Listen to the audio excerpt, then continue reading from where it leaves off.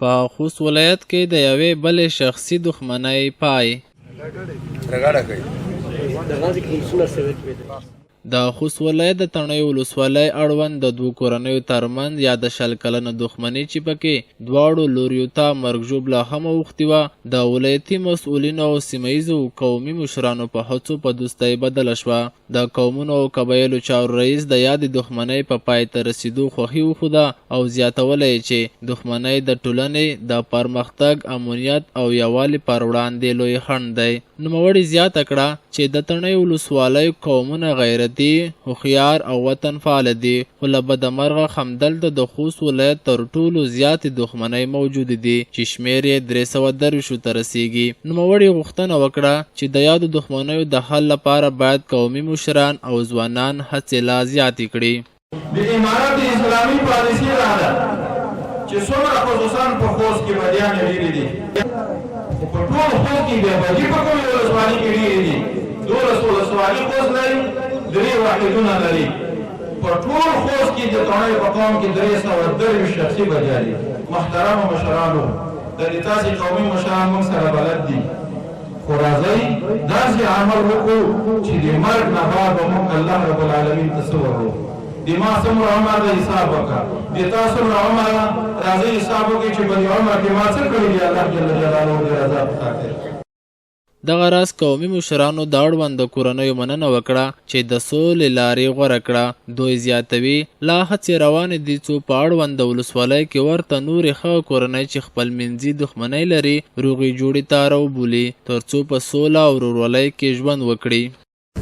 متاسفانه چې په لویه پکتیا کې قومي یا کلیوالي شخړې، بدۍ، دښمنۍ د پخوا نه موجودې دي او دا ډېر ناوړه اثرات لري، ځکه په دې کې خلک قتلیږي، د خلک ژوند د منځه ځي او په دې کې اقتصادي بحران، بې اعتمادي، بې اتفاقي، نفاق، بدبختۍ مخ په زیاتېدو دي.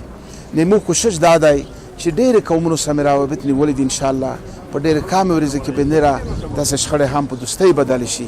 او که بدي په کوم ځای کې موجوده وي، په یو ځای کې تعلیم نه وي، کورونه نه کېږي، خو یعنې موږ کوم یې هڅه کړي چې بدۍ نه ځونونه لرې وساتي. دا یې تقریبا دغه بدي چې وه تقریبا 100 کاله مخکې شوې وه، خو علمي کوم مشرونو دا هڅه وکړه چې دغه خلک د بدي په دوستي بدله کړي. د دواړو کورنیو غړیو په شوې پرېکړې رضایت وښودلو. دوی وویل چې دښمنۍ ورته لوی مالي او ځاني زیانونه اړولي وو چې له دې وروسته به په ارامه فضا کې ژوند وکړي. دغه راز دواړو خواو د قومي مشرانو او سیمه ییزو مسؤلینو مننه کوله چې د دوی ترمنځ یې روغه جوړه وکړه. دامره خشولیم چې زنس کړه د وړه جهان د وړه دنیا د میټر د هر شی یې مخبل دي. که د وړه خل دین چې د پند زنس کړه د مو زمان ورنه دي. په بدای کې بدای خو الله لري ورکه خدای دا چاته نه کوي. ګارډن رشته کې بل دې خنه ته دې خنه میکس را ډیره قرباني وکړه، خدای دای په دوړه دنیا دای خدای کامیاب کو. بس میګ نه را دا وخته چې میګ باید خپل درسینه وایي، خپل ژوند جوړ کړي، میګ د بدای نه را ډاډه وکړه چې نه را بدی وګدان نه کړي. د یادونې وړ ده چې د اسلامي امارت په بیا واکمنېدو سره د هېواد د نورو ولایتونو په څېر په خوست ولایت کې هم ډېر شمېر دښمنۍ خل شوي او په یاده برخه کې د سیمه ییزو مسؤلینو او قومي مشرانو هڅې لا دوام لري.